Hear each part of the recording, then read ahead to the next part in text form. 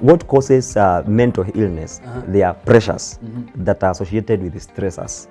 Kujalipa nyumba, maybe a bad relationship, growing up in the wrong environment, the wrong family, drugs and substance abuse. However, tunavyo positive and negative stressors.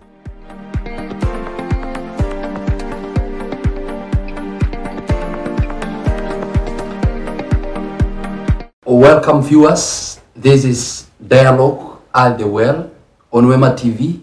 We usually come to you in your house every Saturday at 6 p.m. We want to welcome you today, and today is gonna be great, it's gonna be awesome, and I want to promise you, we are learning, we are getting to a new level all together. Today is another wonderful day that we got a wonderful guest that is going to take us through a very wonderful topic. But before we get to that, I want to welcome my guest today so that he can introduce himself, and I want you to get to hear the dynamite that we have in the house today. Welcome, sir.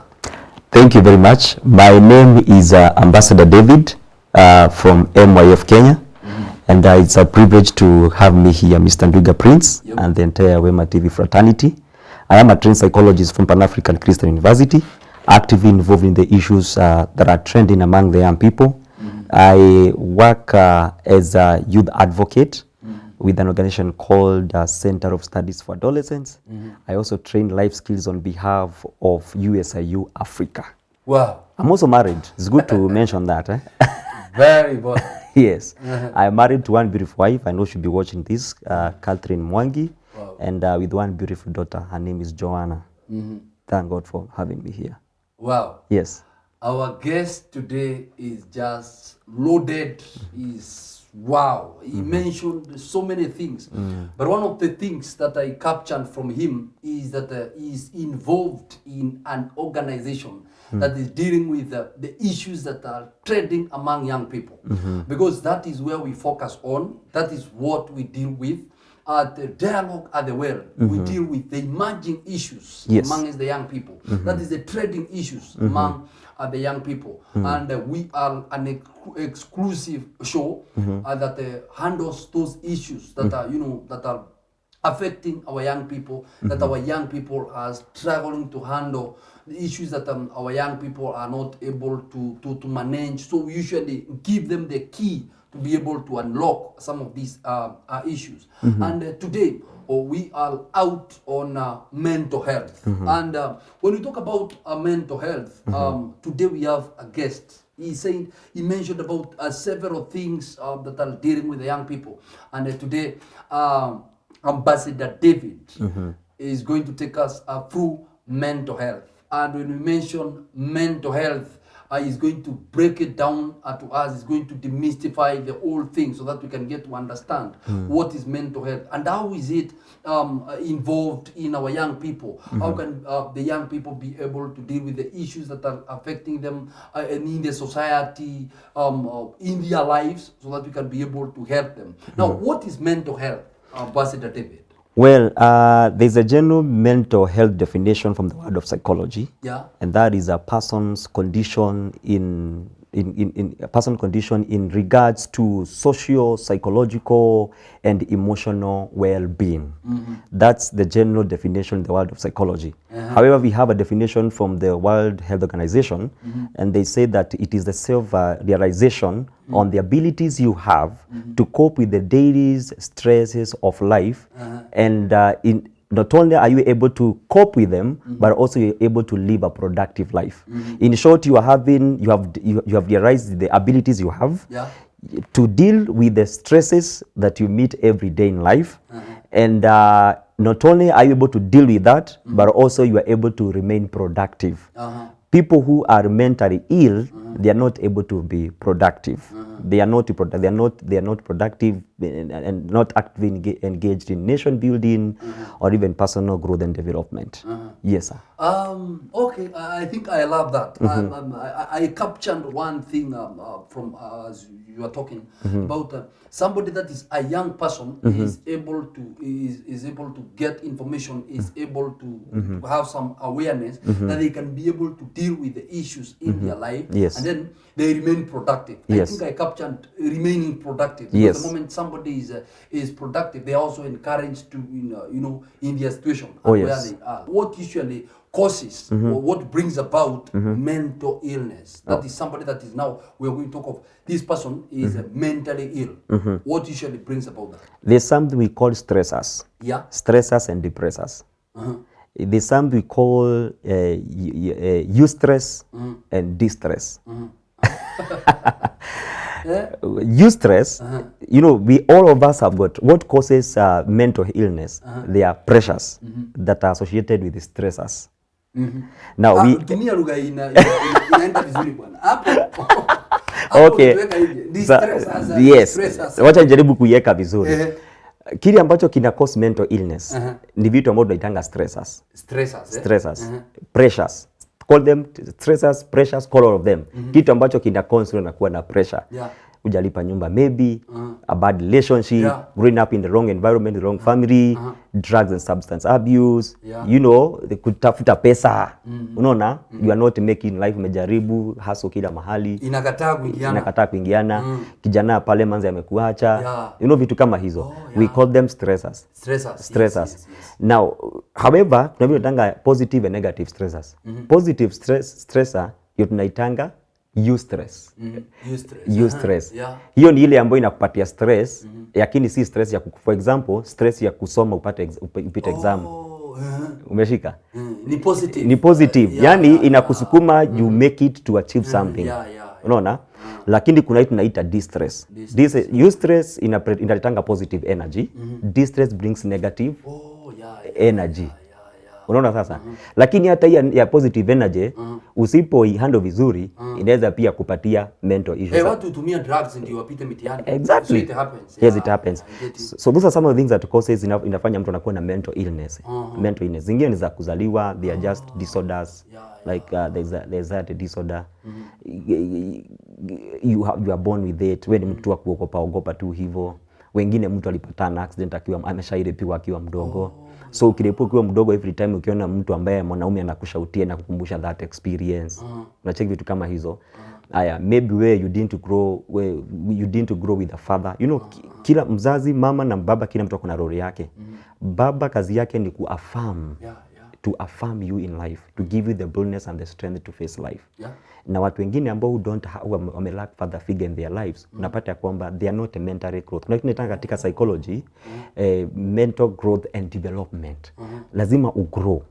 Kuna vitu ambazo unafaa kuhandle ukiwa katika stage fulani ya life. Na kuna vitu fulani unafaa kuhandle maybe ukiwa a child, a preteen, a teen, a youth. So hizo vitu kama mind yako itagrow kuhandle hizo vitu, utakuwa na mental illness. Unaona? Let me give a good example so that we can go to the next level. Msichana ambaye amekuwa na relationship tangu akiwa preteens, amekuwa heartbroken.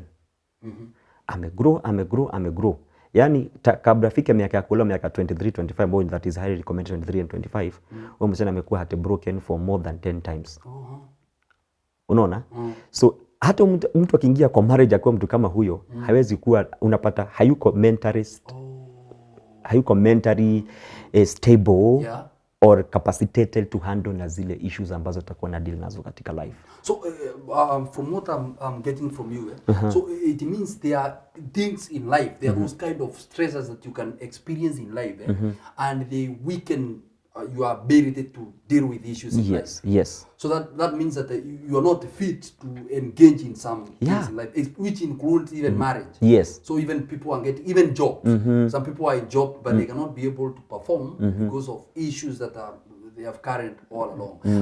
Does environment have anything to do with mental illness? Yes, environment has to do that. Kwa sababu, quoting from one quote, quoting a friend I love so much, is called Apostle Moses Miles.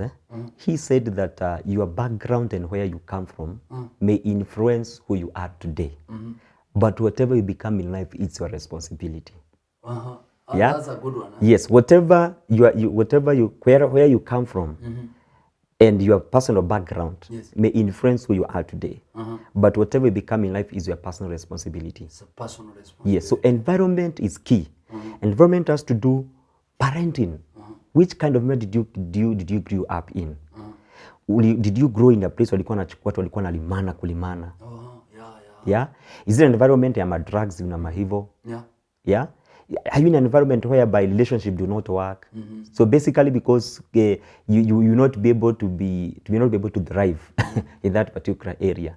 In terms of mental illness, Mr. Prince, it's you are defeated. You are defeated. You have a mind that is defeated. So hata ukikutana na to challenge tudogo, you have not hujaandaliwa, hujakuwa capacity built to deal na to challenges. Okay. Hizi vitu zinaingia tu pole pole. We are getting to now. Mimi kama Prince nikiwa kwa barabara hivi nimekutana na Ambassador David, which are some of the symptoms that I can tell this person is mentally ill. Which are some of the things that mimi nitaangalia nione huyu mtu somebody is in a relationship, you know, they have a girlfriend, wanaitwa bae, I have a bae. How can I tell this bae of mine, I'm working, somebody is an employer, you know, this is my colleague, this is my colleague. How can I tell this my colleague is not okay, this person is mentally ill? There are some of the symptoms that I'm going to look into, and that this person is not okay. There are over 10 symptoms, but let me handle a few. Over 10? Yes, over 10. And I can even take you through, I had prepared myself, but let me take a few, if time allows I can take you through all of them. Number one is withdrawal. Prince ulikuwa msee wa watu. Unaona? Mtu amechangamka. Yes, amechangamka. But sasa imefika place you are no longer hujaingia na watu, sasa umeanza ku withdraw. Tunakuuliza Prince uko wapi? Niko poa. Lakini tukichunguza umejifungia mtaani. Unaona? Umejiondoa katikati ya watu. Ulikuwa msee wa watch game na watu. Saizi watch game na watu. Ulikuwa msee ukiitwa kuna show fulani ama kuna kitu fulani inaendelea uko pale. So umeanza ku withdraw. Yes, uko peke yako. Kwa sababu mental health kinyawanga inakuleta katika akili yako, inakuonyesha ya kwamba nobody is for you. Unaona? You feel that kuna watu wamekulet down. There are things you are going through and now you feel it's my own world. Yeah? It's my own world and I don't... Ni mimi tu ningangane tu kivyangu tu. Unacheki? Number 2, there are thoughts of suicide. Unapata msee anaongea tu story ya kutaka kujiua. Anaona sasa aondokee tu. Aondokee tu. Kwa sababu sasa ukipitia like no kuna nini nimeona of what happened recently in Bungoma. Kijana wa form 2. Kijana wa form 2. Kijana wa form 2 amekufa, amejiua. Na kwa hiyo note aliandika, kuna vitu nilinotice pale. Kitu ya kwanza akasema mashida zangu ni nyingi sana.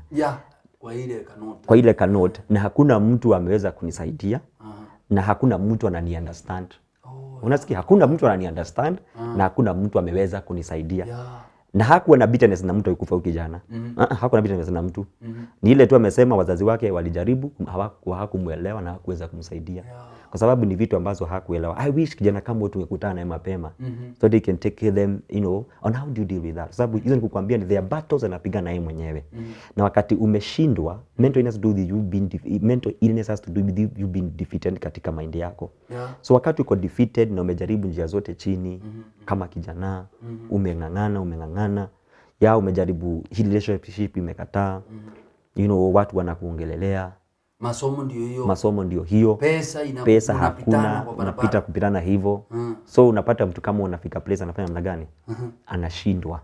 Unaona? And actually there are many others. Let me give you 3 more. Yes. Let me give you 3 more. Very important. So that young people, sababu most young people don't know that this is one. By then let me give you a statistic ambayo ilifanyika 3 months ago.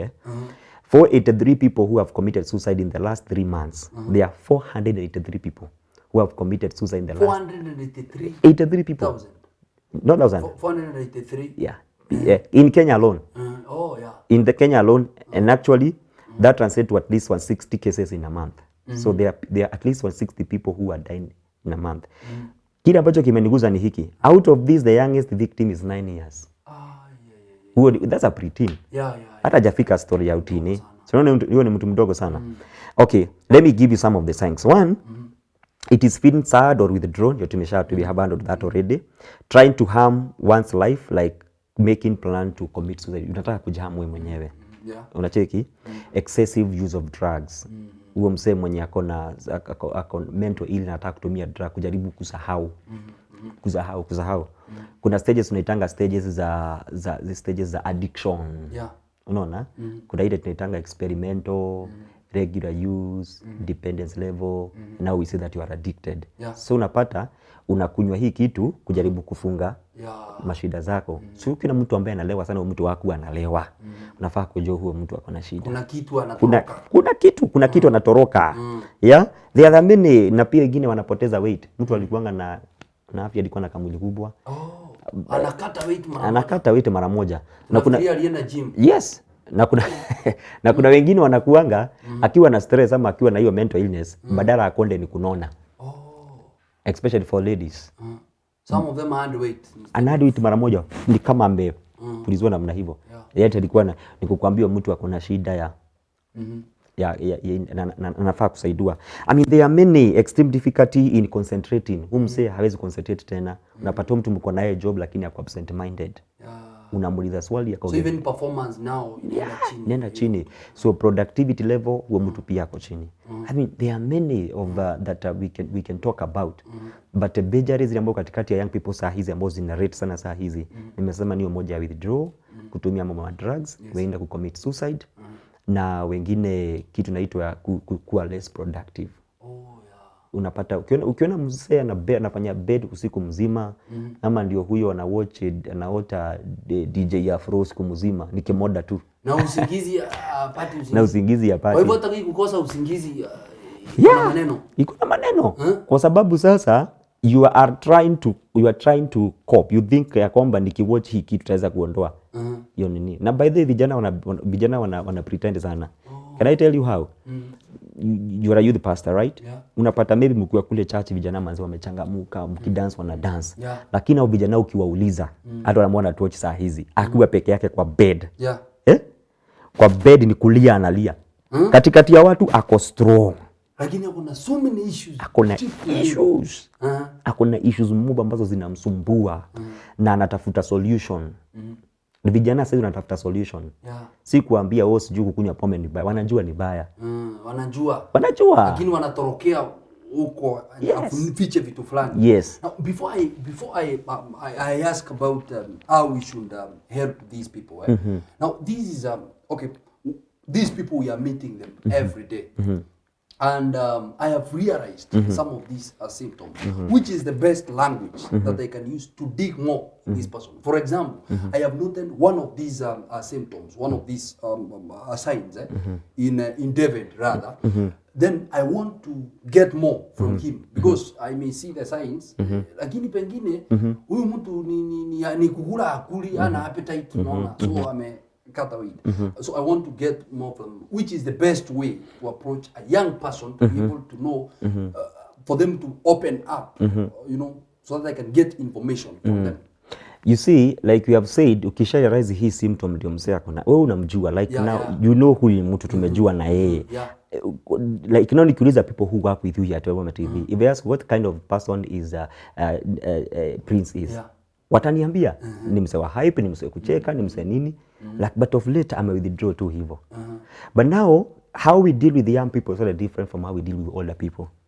Like you were saying, for young people you must first of all come down to their level. Unaona? You must come down to their level. Don't condemn them. If you want them to open up, don't condemn them. Create rapport. Create confidence with them. Kuna kitu katika psychology, creating your like inaitwa rapport with my client. Lazima kwanza ni afili ya kwamba naweza weka hizi mambo. Anaweza niamini. Yes, the trust aspect. Yes. Anaweza niamini. Unaona? Na pia lazima pia wewe mwenyewe umapproach in a way that wewe ukuji pale kama umelala binguni umekuja duniani. You must show them that what you are going through, maybe I might be there, pia may come to that person. So create that rapport. Meet, call them for a cup of tea. You know, create an environment. Yeah. Kama tunajua Prince anapenda kukula pizza, hiyo siku ni sacrifice ya pizza. Bas. Unaona, kama anajua anapenda kuswimo. Anapelekwa huko. Exactly. Kama anapenda ngoma, mwekee ngoma hapo. Nini nataka kinamfurahisha? Nini ambacho kina push what we call positive energy in them. Na unajua something that I need to mention very important to my brother. Venye Mungu ametuumba even in terms of psychology, proven psychologically and medically. Venye Mungu ametuumba.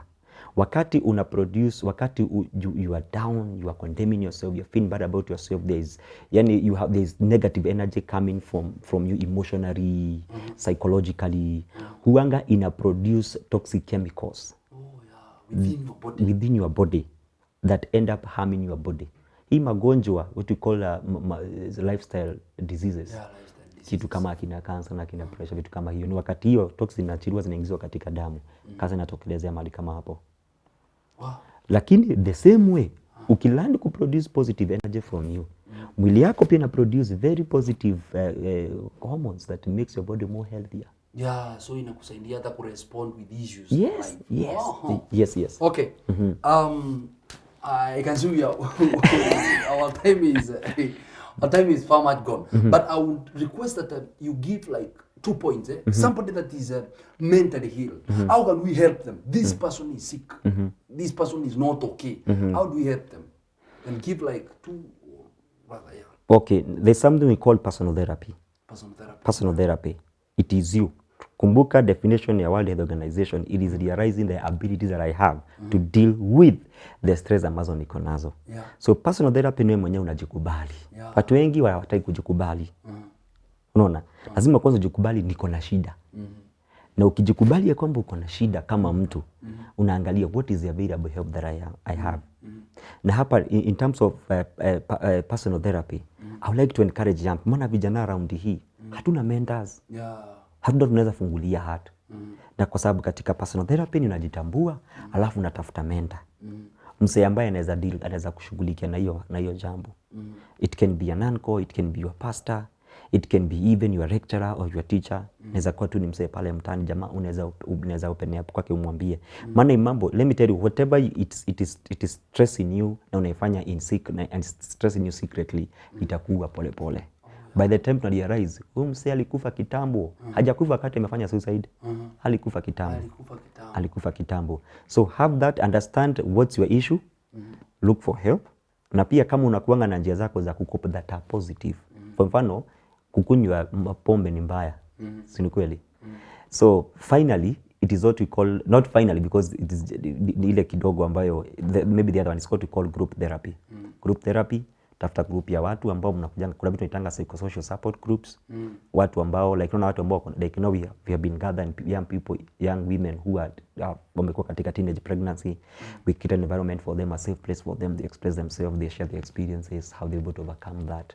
That's what we call group therapy, where you involve something called psychosocial support groups. Kama ni shida yako ni kustruggle na madawa za kulevya, haita vijana ambao wame overcome and we help you. Wow. That is nice, and I think those are very key. Now, as we wind up, I want you to do your parting shot so that we can conclude. All right. Please. My parting shot is very simple. From a guy called William Shakespeare, as he was a philosopher. Alisema there are 3 types of minds. There's great minds, simple minds, and normal minds. Simple minds ni watu ambao, simple minds are those minds that they talk about others. They have never talked about themselves. They have never talked about where they are supposed to go. Normal minds ni watu ambao ni wa idea. They keep on with ideas, but they don't know, they never implement the ideas. And we have great minds. Great minds are people who speak success, who speak, I am coming out of this and you come out of it. I am looking for help and I get help.